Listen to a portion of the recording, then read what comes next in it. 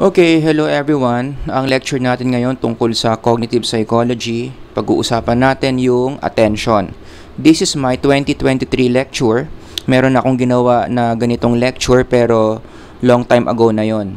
So I wanted to update my lecture on this topic kaya ginawa ko tong lecture na to. Now, this is my outline. Very simple. Number 1, i-define natin ang attention. Number 2, pag-uusapan natin what are the different types of attention. And number 3, pag-uusapan natin what are the different lessons that we can learn on the cognitive psychology of attention na pwede natin gamitin para mas maging maganda yung psychological life natin. Okay? So, let's start with number 1. Let's define attention. Before that, gusto ko munang ipa-experience sa inyo mismo yung attention ninyo. Okay? So, we are going to have an exercise here. I'm going to show to you on the next screen group of cards.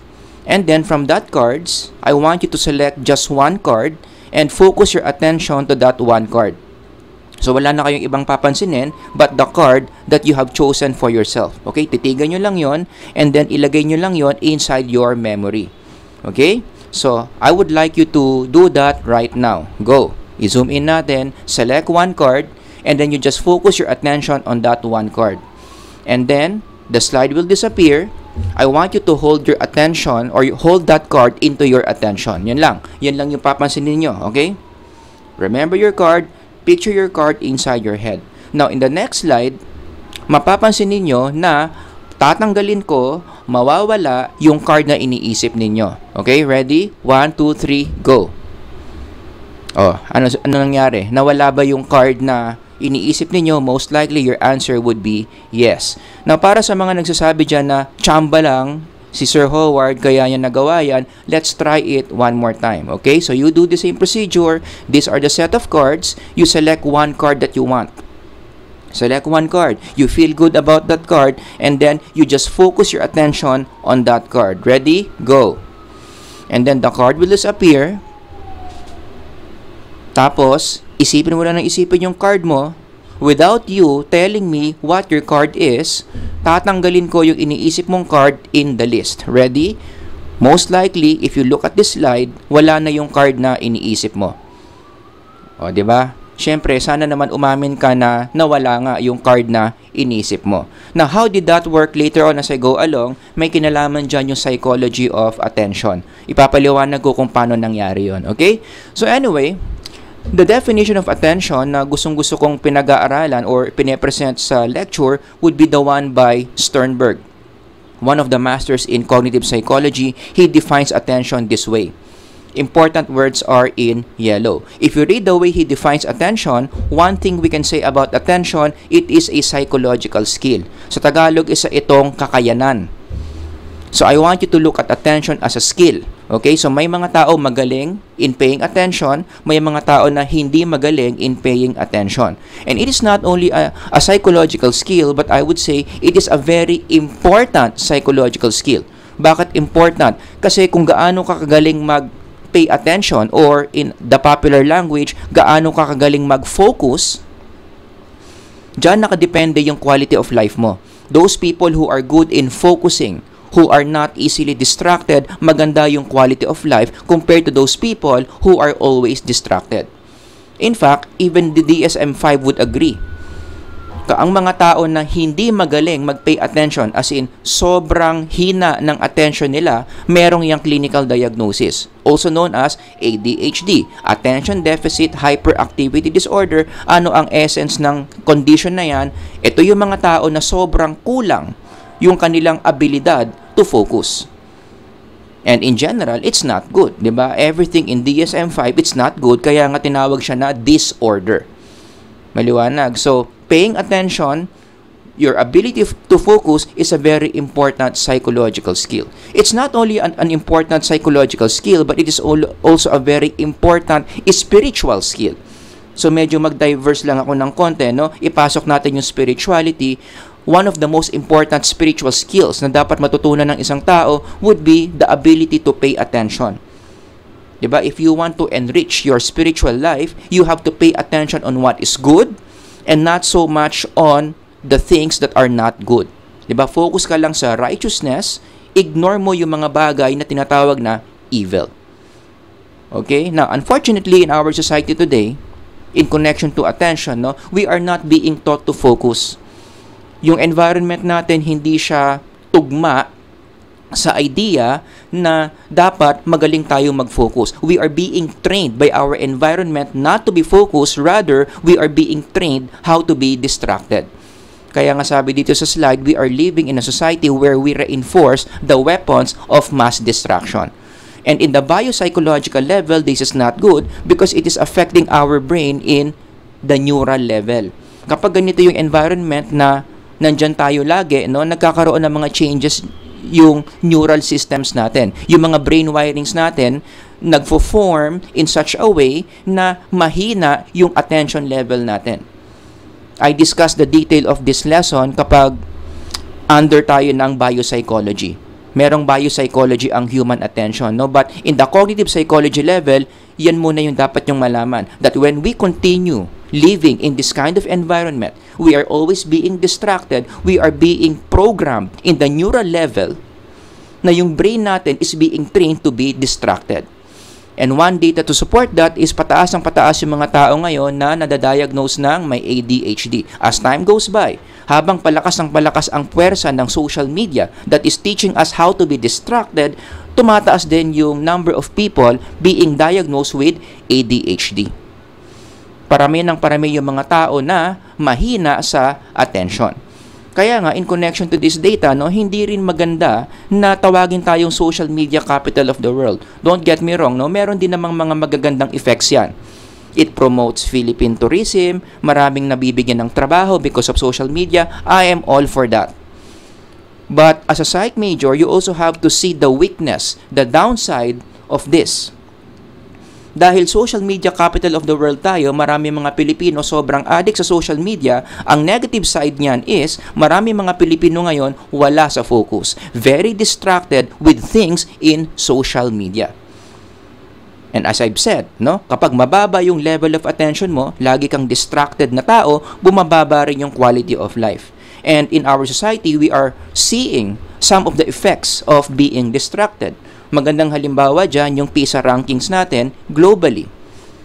Science, math, reading, it appears based on the PISA rankings, mababa ang Pilipinas. Yung mga students natin napag-iiwanan ng iba't ibang mga countries. Now, here's the thing. Bakit kaya ganyan? Baka maaway na naman ako dito, no? Pero one of the reasons kung bakit ganyan yung PISA rankings natin, no, in connection to our lesson is, could it be na marami kasi mga kabataan ngayon very distracted, mababa ang level of attention. Bad news is, attention is what you need for quality learning.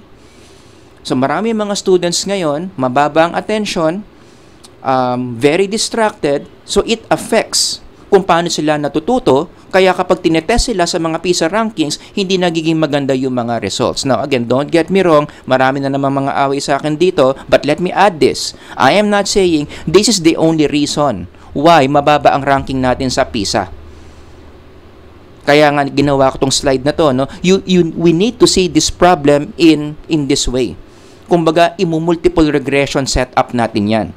Wherein, having poor student attention is only one of the many factors why mababa ang PISA rankings natin. Diba? Nandyan yung mga problems like kulang sa gadgets or kulang sa quality of curriculum, kulang sa quality teachers, kulang sa kagamitan sa eskwelahan. Agree ako doon. It's just that we cannot deny the fact na one of the reasons, hindi ko sinasabing the only reason, but one of the reasons kung bakit ito, yung nangyayari, one contributing factor, mababa kasi ang student attention. Again, why? Because most of our students are living in the age of mass distraction. In the neural level, a lot of our students nagkakaroon ng wirings in the brain that leads them to have poor attention that affects the way they learn in school, which affects their performance in PISA rankings like this. Maliwanag. Number 2, let's talk about the different types of attention. Ready? If you read a textbook in cognitive psychology, ito yung 4 basic types of attention. Signal detection, search attention, selective attention, divided attention. So isa-isahin natin yan, how each of these types are expressed in our everyday life. Signal detection, this is our ability to respond when a stimulus is sensed. So dito, inaantay natin na lumabas yung isang target stimulus, and then pag na-hit ng attention natin yung stimulus na yon, we will respond. Pag may nakita tayong signal na gusto nating makita, then we will respond. Ang tawag doon, signal detection. One example of that would be, ito yung type of attention na ginagamit ng mga secret service o ng mga security personnels. Lalong-lalo na secret service when they are trying to protect the American president. Right? The most powerful man in the world. O kaya yung mga secret service na yan na nasa likod ng presidente, talagang matataas ang signal detection yan. When they sense a signal that means danger, they will respond to protect the president. Tatakpan nila yung presidente, isasakay na nila yung presidente sa kotse, so on and so forth. Kaya yung mga training ng mga secret service, talagang one of the most important skill they should learn is dapat above average to superior yung kanilang signal detection skills. In the level of human relationships, ginagamit ang signal detection para mahuli mo kung yung jowa mo niloloko ka. Sabi nga nila, may mga signs naman yan, may mga signals naman yan. Para masabi mo that your partner is not being faithful to you. And I don't know if this is true, no? Pero in the popular knowledge, sabi nila, mas malakas daw ang signal detection skills ng mga babae kumpara sa mga lalaki when it comes to detecting signals of cheating. Kakaiba raw talaga yung woman's instinct. Talagang hindi ka makakalusot. When women feel or when women senses certain subtle signals coming from guys that they are cheating, most likely ang sabi nila, tama yung mga babae. So hindi na lang ako magko-comment dyan, no? Unless you can present to me some journal articles that show na ganun nga talaga, na mas magaling sa signal detection skills of cheating yung mga babae kumpara sa mga lalaki. No? Pero ito, meron akong nakitang vlogger na nag-post tungkol dyan, signs na may kalaguyo ang jowa mo. Yan. Basahin nyo na lang from numbers 1 to 5 and you decide if you agree that these are accurate signals to conclude na yung karelasyon mo, niloloko ka nga. Alright? Pero as far as I know, wala namang mga scientific basis to. Okay? Anyway, number 2, search attention. This is our ability to actively search for a target object. Yung signal detection, hindi tayo naghahanap. Inaantay natin yung signal before we respond. Now, search attention is different. Tayo ang naghahanap nung target stimulus. Nag-gets niyo yung difference? One example of a task that uses search attention would be yung kids game na ginagawa sa mga coloring books, di ba? For example, this one, papahanapin ka ng isang target stimulus. Hanapin mo yung soccer ball among these different pandas. So when you try to do tasks like this, hinahanap mo yung soccer ball among these faces of pandas, gumagamit ka ng search attention. Okay?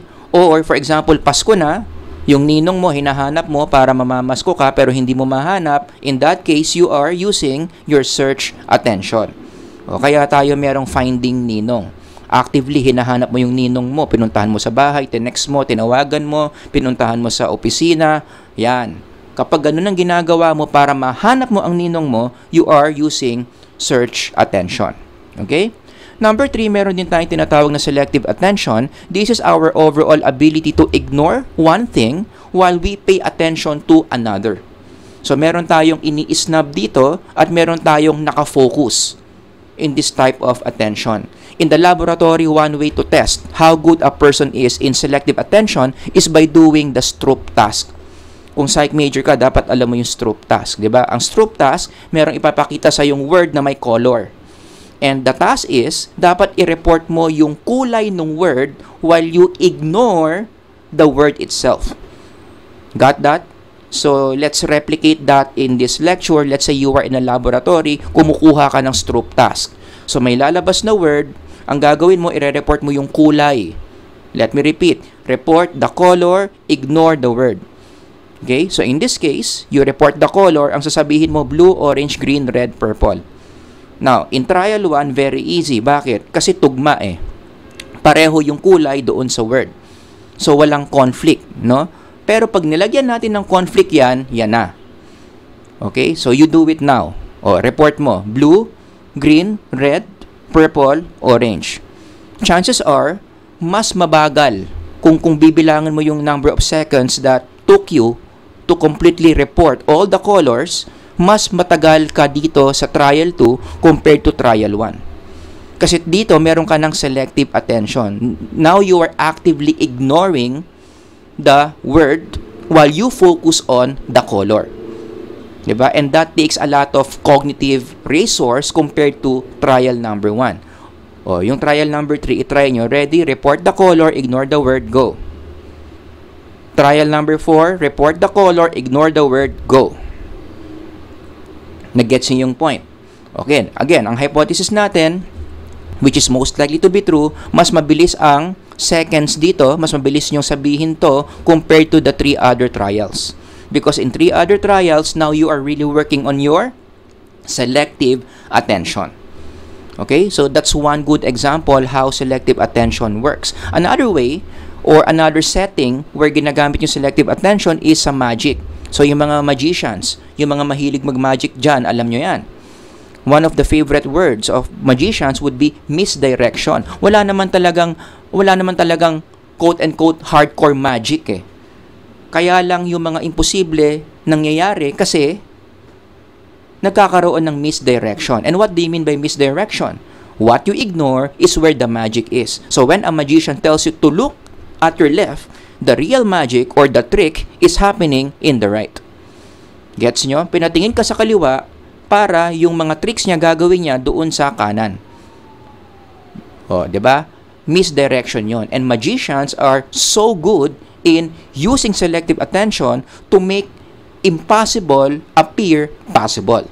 And that's what exactly happened doon sa ating opening activity. Anong sinabi ko? Anong instruction ko? How did I misdirected you? Ang sabi ko, I want you to focus on one single card. Doon ka lang nakafocus. Isipin mo lang isipin yung card na pinili mo. And then you followed, right? And then nawala yung cards, ano nangyari? Doon na nangyari yung misdirection. Because you are so focused on that one card, you did not focus on the entire card or the entire set of cards. Kaya kung mapapansin mo, doon sa next slide na lumabas, where nawala na yung card mo, what did you miss? I changed all the set of cards and you did not notice. Bakit hindi mo napansin na lahat ng cards pala nagbago? Kasi nga, nakafocus ka lang doon sa isang card. Hindi ka nag-focus doon sa sets of cards. And that's where the real magic happened. Specifically, I changed all cards in the set. Yan ang misdirection as expressed by selective attention. Gets nyo? Okay. Now, let's talk about divided attention. This is our ability to pay attention to more than one thing at a time. Ito naman, pareho mong pinapansin. Merong stimulus A, may stimulus B, pareho mong pinapansin. Divided attention yon. Actually, pwede mo pang dagdagan. Pwede magkaroon ng stimulus C, stimulus D. O, in our everyday life, ibig sabihin yan, habang nag-aaral ka, nakikinig ka ng radyo, nanonood ka ng TV, namamalansya ka, nagba-Bible study ka, nagda-drive ka. Yan. Kapag sinabay-sabay mo yung mga task na yon, all at the same time, divided attention ang ginagamit mo. In the popular language, you are doing multitasking. And this is a very controversial topic, no, in cognitive psychology. Maganda ba ang nagmo-multitask? Ang sagot dyan, if you collect all the literature about multitasking, the general answer is hindi maganda ang nag-multitask. I highly recommend you read this article entitled, Multitasking Doesn't Work. Bakit daw? Ano ang reason? Kapag nagmo-multitask tayo, sabay-sabay tayo ng mga ginagawa, all at the same time, it will decrease the quality of the task that we are doing. Hindi nagiging maganda yung output natin. Kasi wala tayong concentration, wala tayong focus. Sinasabay-sabay kasi natin lahat. So halimbawa, nagbe-bake ka ng cake, tapos nanonood ka ng teleserye. O, ang danger doon, yung cake na magagawa mo, hindi siya ganun kasarap. Kasi distracted ka habang ginagawa mo yung cake.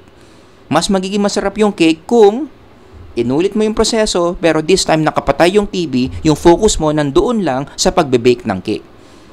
You get the point, no? So that's the general conclusion in the literature in cognitive psychology about multitasking. I-connect mo rin yan sa classroom. Marami ring mga studies na nagsasabi dito, and this is a good article to read. Have technology and multitasking reward how students learn. A very important part of this reading, babasahin ko sa inyo in connection to multitasking, ang sabi, one of the most stubborn, persistent phenomena of the mind is that when we do two things at once, I underline these words, very important, you don't do either one as well as when you do them one at a time. At i-apply mo yan sa pag-aaral, hindi maganda na habang nag-aaral ka, nakikinig ka ng radyo, nanonood ka ng TV, at kung ano-ano ang sinisilip mo sa cellphone mo. The ideal way of studying is 100% of your focus is towards the notes you are studying. Walang distraction. Ang nasa harap mo lang yung notebook at ballpen mo. That will increase the quality of learning while you are studying. Kaya nga, in the spiritual level, yan din yung sinasabi ni St. James. Kapag sinasabay-sabay mo yung mga bagay-bagay, ginagawa mo all at the same time, you become unstable. And it affects the quality of the output. You become unstable in the way you drive. For example, kaya meron tayong mga batas ngayon na talagang bawal na bawal ang distracted habang nagmamaneho. Anti-distraction or anti-distracted law. Tama ba? Something like that. Anti-distraction law. Bakit ginawa yung batas na yon? Because studies show na kapag ang mga tao nagsa-cellphone habang nagdadrive, mataas ang rate of accident. Nakakabangga sila ng kotse, nakakasagasa sila, dumadama yung violations nila. So, yung studies na yon, ginawa nilang application sa batas. Ipatupad natin yung batas na anyone na habang nagdadrive, distracted, nagsa-cellphone, pwedeng hulihin at merong mataas na fine. Got that? Another example, in human relationships, hindi rin maganda na marami kang mahal. Especially in the romantic level. Sabi nga ni Einstein, any man who can drive safely while kissing a pretty girl is simply not giving the kiss the attention it deserves. You don't love well. Your relationship suffers. Kasi yung affection mo, yung resources mo, ang dami-dami mong binibigyan. To the point na, yung mga binibigyan mo, they are not getting the best of how you love as a lover. Kaya magulo yung dalawa yung mahal mo. 'Di ba? Kaya nga ginawa yung kanta na sana dalawa ang puso ko, if you know the song. In this song, distracted yung lover na kumakanta dito. Dalawa yung mahal niya, and if you read the lyrics of the song, he's not feeling well. Hindi siya psychologically okay. Litong-lito siya, nako-confuse siya. And that will not be a problem. Hindi niya magiging problema yan kung isa lang yung minamahal niya. Diba? Kung isa lang yung mahal niya, hindi siya gagawa ng kanta na sana dalawa ang puso niya. Kasi yung entire focus niya nandoon sa taong mahal niya. And ideally, yun ang maganda. Kaya nga something to think about in connection to this lesson is kung gagawin mong dependent variable yung difficulty in sustaining a relationship. Tapos yung independent variable mo is type of marriage, monogamy versus polygamy. Knowing all these studies about multitasking or divided attention, sa tingin nyo, saan mas mataas yung marami kang problema in sustaining a relationship? Kapag yung relationship mo is monogamous o yung relationship mo is polygamous? You figure it out by connecting all the lessons that we have been talking about so far. About attention, specifically divided attention.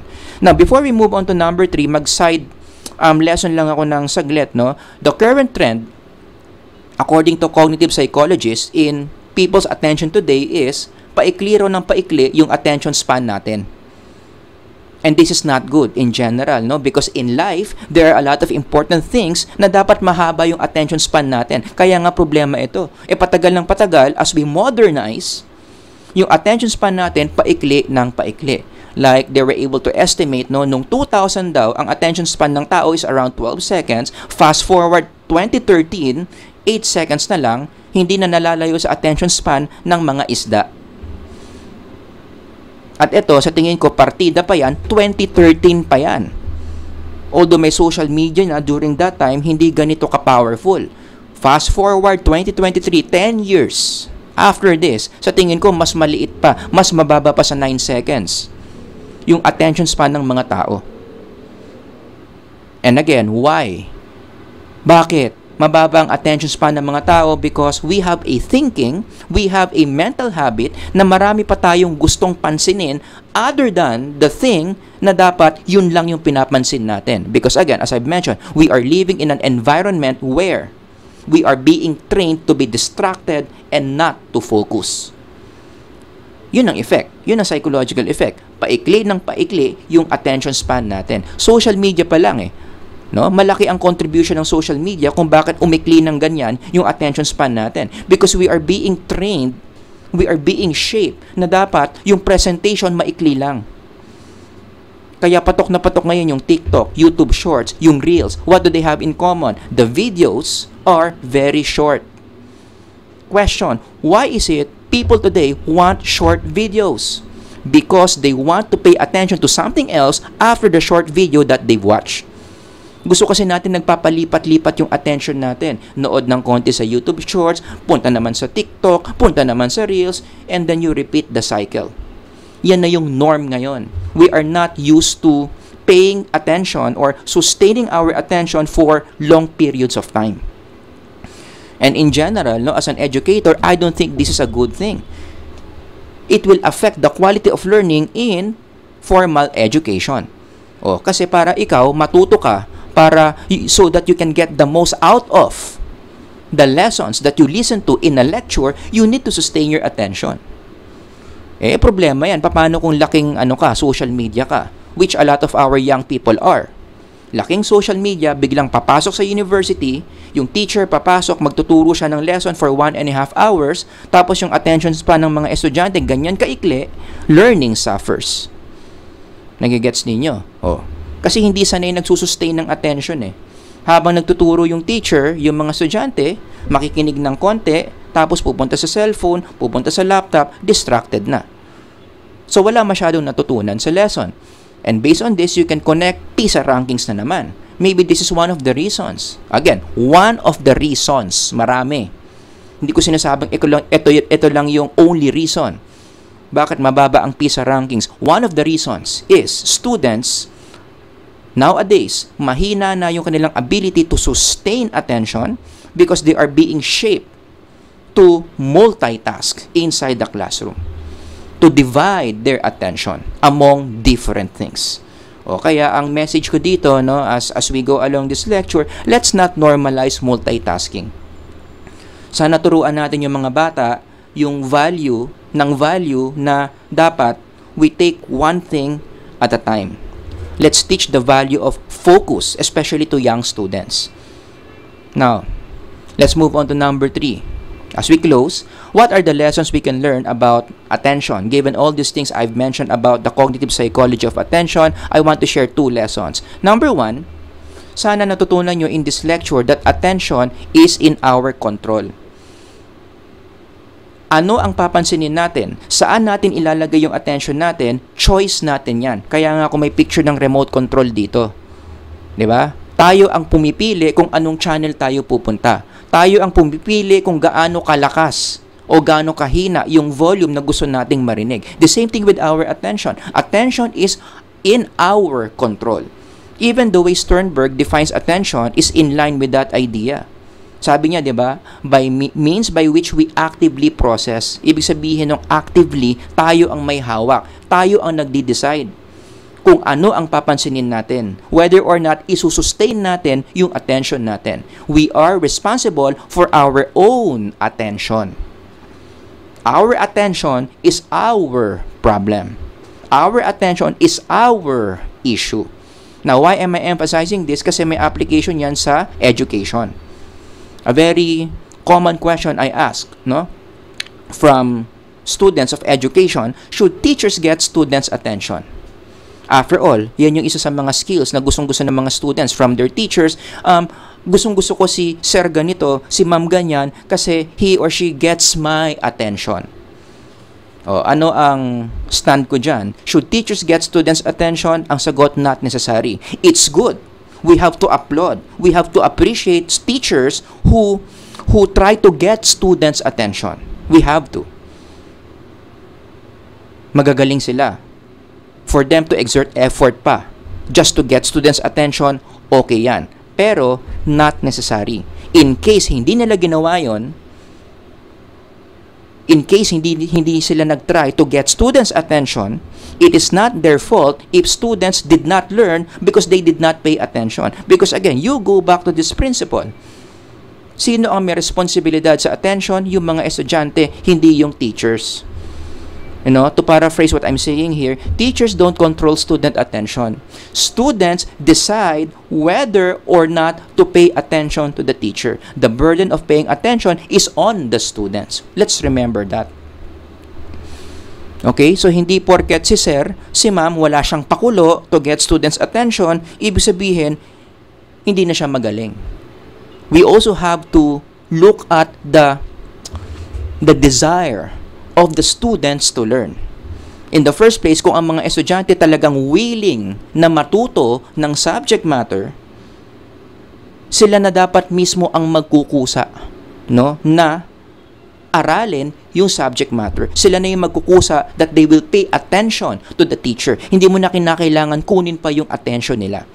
Again, hindi naman lahat ng teacher ganito yung pananaw, but this is my stand on this, given the nature of attention. Kami mga teachers, hindi namin kontrolado yung attention ng mga students. We can only do so much. Right? So, mas maganda, yung estudyante, i-check niya yung sarili niya. Meron ba siyang overall desire na matuto ng subject matter? Kasi it starts with the desire. It starts with intellectual hunger. If you are intellectually hungry to learn something, especially kung alam mo, major mo yan, ikaw na mismo yung magpe-pay attention. Hindi na kinakailangan kunin pa ng teacher yung attention mo. And in connection to this, just a gentle reminder, especially for the students listening right now, education is not equals to entertainment. Don't get me wrong. Education can be entertaining, but it's not bad education kung walang entertainment. Nagigets nyo? Kung yung teacher nyo, hinahaluan niya ng entertainment yung education, that's just icing on the cake. We applaud those teachers. Ang galing nila, nag-e-exert sila ng effort. Pero kung nag-e-educate siya na hindi siya gumagamit ng entertainment, okay lang din yon. One of the unhealthy expectations na meron ang mga estudyante kasi ngayon is a teacher has to entertain me before I pay attention, which is not good. In the first place, kung naka-enroll ka sa isang eskwelahan, it assumes, it goes without saying that you are hungry for learning. And anyone who is hungry for learning, meron siyang disiplina to pay attention to the teacher who is educating the student. I hope you got my point. Number 2, what you pay attention to shapes the quality of your psyche. This is a very important lesson. Kung ano yung mga bagay na lagi nating pinapansin without you realizing it, doon tayo nabubuo. Doon nabubuo yung katangian natin o yung profile natin bilang tao. Now, I have an entire lecture on this, pero masyadong mahaba. Okay? So, ano yung mga aspeto natin na naaapektuhan ng mga bagay na lagi nating pinapansin? Personality, intellect, mental health, relationships. Ang focus lang natin ngayon is mental health. Medyo i-connect natin to sa cognitive psychology. So, magi-intersect tayo with clinical psychology. May kinalaman yung attention mo, kung ano yung mga bagay na pinapansin mo sa overall mental health mo. Yung letters A, B, and D, sa ibang lecture na lang natin pag-uusapan yan. So, focus tayo sa letter C. Let me bring into your attention yung tinatawag na doom scrolling. Ang dami ng literature na nasulat about doom scrolling. This is a habit where people are paying attention to one negative information to the other. Basa ka ng bad news, hanap ka ulit ng next bad news na babasahin mo. Hanap ka ng video that makes you feel bad, magsasuggest na naman yung YouTube na isa pang video that will also make you feel bad. And a lot of people are willing victims of doom scrolling. So, basa sila ng mga negative news, nood sila ng mga negative videos, without them knowing it, it's affecting their mental health. And this is one of the reasons daw kung bakit lumagpak ang mental health ng maraming tao during the lockdowns. Right? And it's understandable bakit lumagpak yung well-being ng mga tao during the COVID lockdown. Kasi nung nandoon tayo sa loob ng mga bahay natin, yung mga news, yung mga feeds sa wall ng social media accounts natin, puro negative news. And we are absorbing those negative news over and over again every day during the lockdowns. It affected our mental health. Kaya lumagpak. The more you internalize, the more you feed on these kinds of information, lumalagpak ang mental health.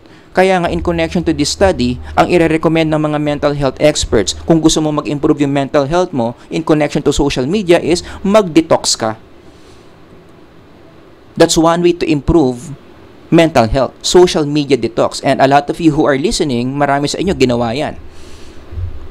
And I believe na yung experience nyo in general positive nung nag-social media detox kayo. Yung hindi mo na kayo mag-log in for 1 week, wala kayong mga nababasa ng mga bad news, wala kayong nababasa ng mga negative vibes, hindi kayo na-expose sa mga taong binabash kayo, gumanda ang mental health ninyo. Am I right? Kaya maraming mga mental health experts, ipiprescribe talaga yan. If you want to improve your mental health, mag-social media detox kayo. Kasi nga, kapag masyado kang nasa social media, talagang ma-absorb mo yung mga negative information, which is, by the way, mas common sa social media. Kasi mas maraming ads doon Mas maraming pera sa bad news compared to good news. Am I making sense? So, ano yung alternative idea? So, habang nagdi-detox ka from social media, mag-focus ka ngayon sa mga ideas, sa mga information na kabaliktaran ng mga nasa social media. You focus on things that are true, honest, just, pure, lovely, of good report. Yan. Bahala ka na kung saan mo hahanapin yan. But there are few places in our society where you can expose your awareness, you can expose your attention to these things and improve your mental health. And in connection to this, one of the most important skills na dapat alam ng isang psych major in connection to attention, in connection to cognitive psychology, dapat marunong tayo mag-evaluate ng truth claims. Dapat marunong tayo ihiwalay kung ano ang totoo sa hindi totoo. Ihiwalay natin kung ano ang pangit na information sa magandang information. And then from there, let's focus ourselves on the good information at the same time, true information. Nagigets ninyo? Gentle reminder lang for those of you who are listening, not everything is true. Kasi usong-usong ngayon sa popular culture natin, yung teaching na everything is true, lahat na lang ng ideas tama, let's just agree to disagree, let's just get along. But to tell you, sa buhay, may mga bagay, may mga information na hindi totoo. And it's very dangerous when you treat those false information as the truth. In fact, I have a lecture on that, how false information impairs your mental health. Ang bottom line lang is, if you want to improve your mental health, you have to identify what's the truth and you apply what the truth is and let go of the lies. Maliwanag. So in summary of the point that I'm discussing right now, what you pay attention to shapes the quality of your psyche. So, simpleng logic lang yan. I control my attention. That's the first premise. My attention determines my mental health. The second premise, anong conclusion natin? Therefore, partially, I control my mental health. And how do you control your mental health? By controlling the things that you pay attention to. Mag-focus ka kasi sa mga bagay na ganyan. Imbis na maghapon kang nagdo-doom scrolling. And the good news is, whether magdo-doom scrolling ka o mag-focus ka sa mga ganyang bagay, it's your choice. Alright? So, that's my simple outline. I think nadaanan natin lahat yan. Definition of attention, the different types of attention, and some lessons that we can apply para gumanda yung mental health natin. So, that ends my lecture on the cognitive psychology of attention. Sana marami kayong natutunan. If you have any questions or some other examples about the concepts I've discussed, ilagay nyo lang dyan sa comment section. Sir Howard here. God bless everyone. Bye-bye.